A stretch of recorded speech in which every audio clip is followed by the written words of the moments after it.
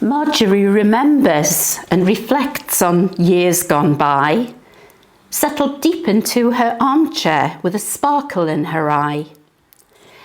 As she speaks, instantly, the years just fall away. That's right. As Marjorie remembers clearly all those other days. She was always going to be a teacher, that she always knew. The holidays are good, they said.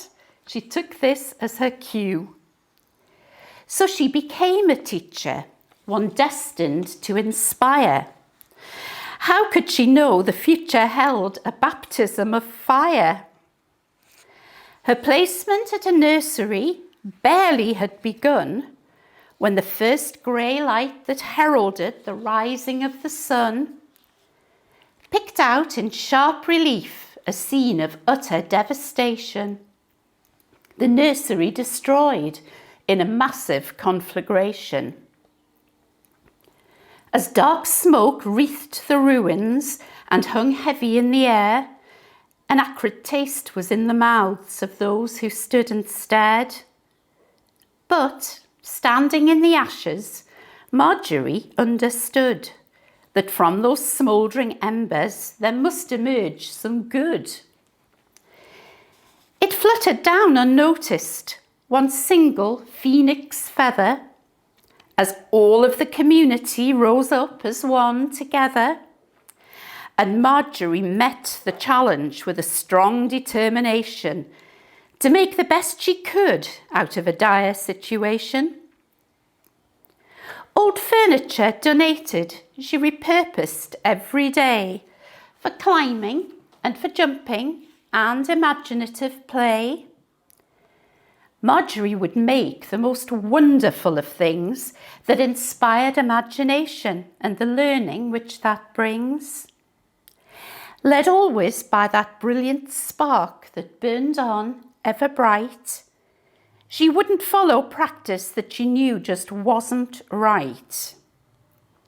If Susan didn't want to sleep when others thought she should, Marjorie would fetch a book because she understood that no two children are the same and what is right for one shouldn't be expected to be right for everyone.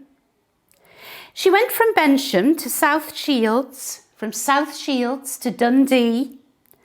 Then came the time to settle down and start a family. Happiness lights up her eyes when Marjorie starts to tell her tales of husband, children, border terriers as well, of holidays on Mull and travelling around, of the lovely home in Morpeth where the family settled down. Look deep into Marjorie's eyes.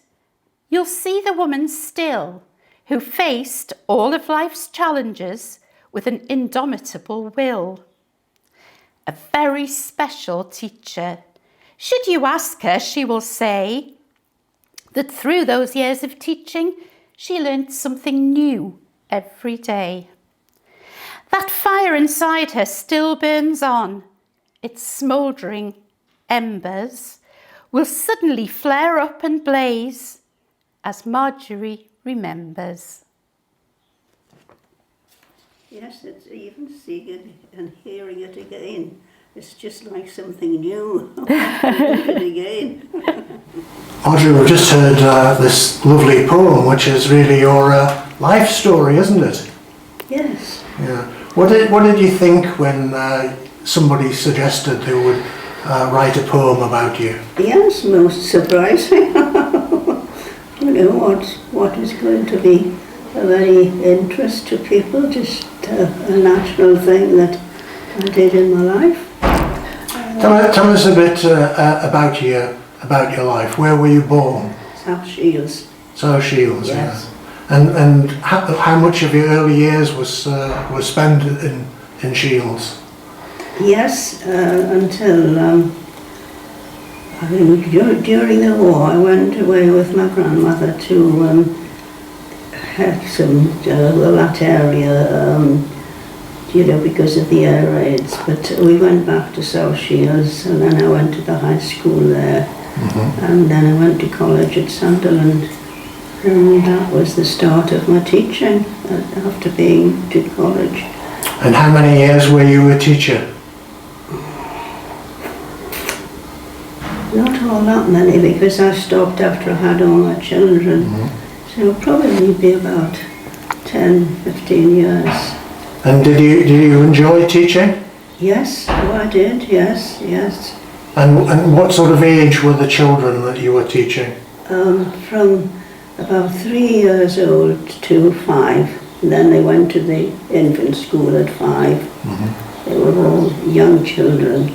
It varied very slightly with different schools. Some of them admitted them at probably 2 years old, and majority of them it was probably 3 until they were 5 when they went to the big school.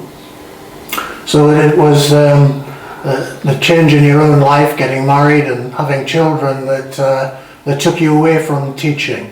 Yes, I didn't go back to teaching. I half thought about it when my children were older, but I thought, no, I don't think I can work it around them going to school and then, you know, coming back home. No, I gave up once I had my family. Over a 2 or 3 month period, Jan and a few of her poet team came into Riverside House and actually talked to about 13 of our residents, basically about their lives from early childhood to the present day, and it just snowballed from there. Quite recently we have had 2 poetry recitals on two Saturdays. We've had a fantastic turnout from families and the general public, and it's been an amazing event. And what was the reaction of the residents when they heard their poems for the first time? Quite taken aback, but felt very proud of the fact that their life was put into a poem. That was so special to quite a few of them. And what about the families, the relatives, the children? What did they make of it all? They thought it was absolutely brilliant. They'd even admitted to some of the poetry readings we've had over the last couple of Saturdays that they've been quite emotional because it's about their loved one and their life, and it's something that they can cherish for the rest of their days as well because it's in a written form.